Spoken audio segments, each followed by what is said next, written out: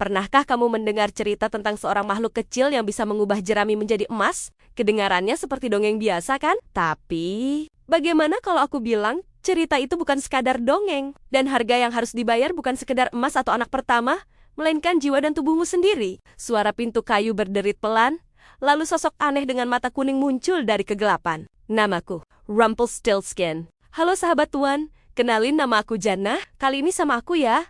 Aku bakal bawain sebuah folklore Eropa yang terkenal banget di negaranya, yaitu Jerman. Urban legend ini menceritakan sebuah makhluk yang suka buat perjanjian berdarah. Tanpa berlama-lama lagi, kuilah subscribe dulu channelnya. Pernahkah kamu merasa hidupmu hancur hanya karena ucapan orang lain? Itulah yang dirasakan Elira, ayahnya.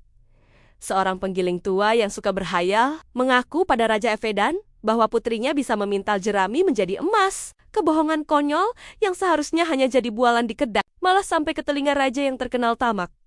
Bayangkan, Elira yang bahkan tak tahu cara memintal kain, kini dilemparkan ke dalam menara dingin penuh jerami kering. Raja berkata, "Jika jerami ini tak berubah menjadi emas saat matahari terbit, kepalamu yang akan kugantung di gerbang istana." Malam itu, Elira menangis terseduh. Jerami berserakan di lantai, dingin merayap ke tulangnya. Tak ada yang bisa ia lakukan, sampai suara aneh terdengar. Tik-tik-tik seperti langkah kaki kecil. Dari bayangan muncul sosok mungil dengan mata kuning berkilau dan senyum yang terlalu lebar untuk wajah sekecil itu. "Kenapa menangis, gadis cantik?" tanya makhluk itu dengan nada jenaka. Elira ketakutan. Tapi rasa putus asa mengalahkan segalanya. Ia menceritakan semuanya.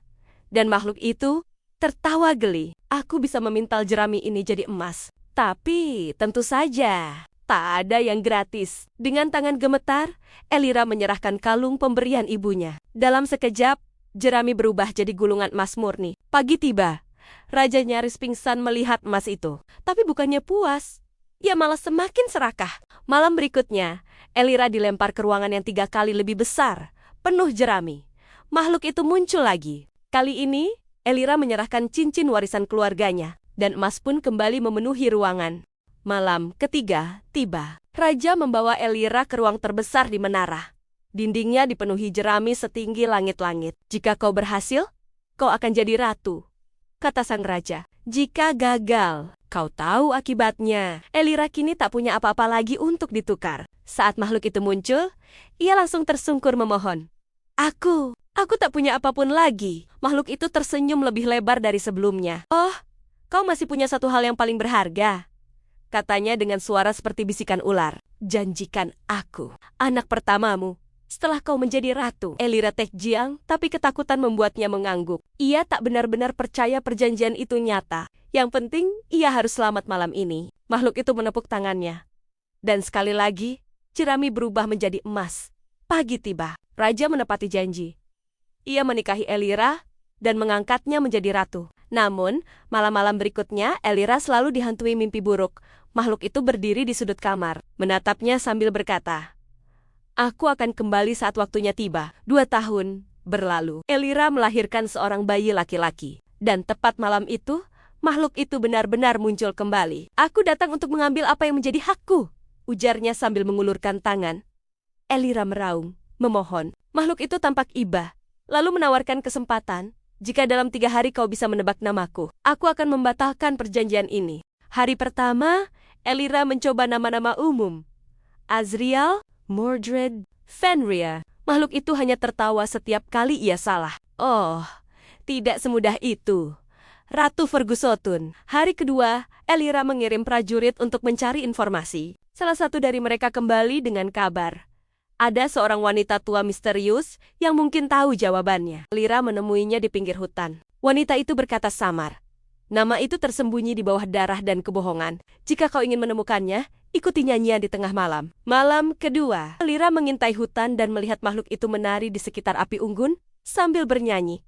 Esok, sang ratu takkan tahu. Rumpelstiltskin, itu namaku."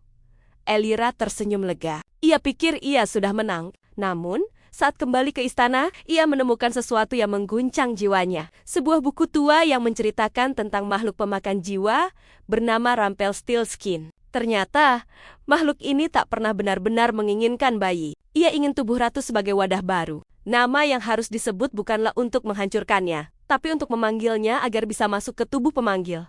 Elira tersadar. Jika ia menyebut nama itu besok, ia sendiri yang akan binasa. Hari yang ditunggu-tunggu Rumpelstiltskin akhirnya tiba. Makhluk itu muncul dengan senyum puas. Katakan namaku, Ratu Kecil. Jika benar, kau bebas. Jika salah, anakmu menjadi milikku. Elira berdiri gemetar. Ia tahu kebenaran. Jika ia menyebut Rumpelstiltskin, roh makhluk itu akan berpindah ke tubuhnya. Dan ia akan mati. Namun, jika ia tidak menyebut apa-apa, anaknya akan diambil. Air matanya mengalir. Ia menoleh pada bayi kecilnya. Dalam keputusasaan, Elira membuat keputusan gelap. Ia menusukkan pisau ke tubuh bayinya sendiri. Makhluk itu terkejut. Lalu marah luar biasa. Apa yang kau lakukan? Elira berteriak. Jika aku tak bisa menang, kau juga tak akan mendapatkan apa yang kau mau. Darah bayi itu membentuk simbol kuno di lantai. Makhluk itu meraung. Tubuhnya terperangkap oleh perjanjian yang ia buat sendiri. Dengan tawa gila, Elira menyebut nama itu.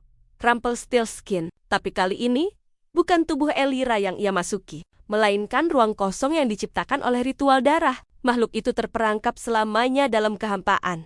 Pagi yang sejuk telah menyapa. Elira duduk di singgasana. Wajahnya pucat, matanya kosong. Raja dan para pelayan tak tahu apa yang terjadi semalam. Mereka hanya melihat bayi yang sudah tiada, dan ratu yang tampak seperti bukan manusia lagi di dalam hati. Elira tahu, kebebasan itu tak benar-benar gratis. Ia menang, tapi dengan harga yang mengerikan. Setiap malam, ia mendengar bisikan Rumpelstiltskin di telinganya, memohon dilepaskan. Dan entah kenapa, ia mulai menikmati suara itu. Di akhir cerita, Elira tersenyum samar dan berkata pada bayangan di dinding, "Sekarang, aku yang membuat perjanjian, dan kau yang akan menepatinya." Gelap pun menelan ruangan.